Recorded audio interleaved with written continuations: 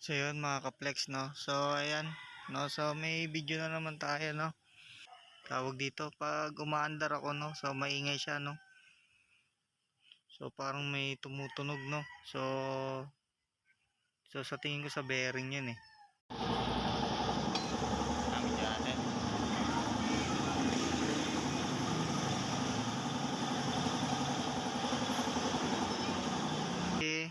Wala dyan kasi tatlong bearing daw yan eh. Bali is ito kasi yung sa gulong, di ba, yung dun sa gulong mismo dito. Ayan, yung kumukonekta dyan, no. So ito yon, basag. At ito yung sa loob daw to ng gear oil eh. Ito pati ito. So ang nangyari daw, dahil nga nabasag to,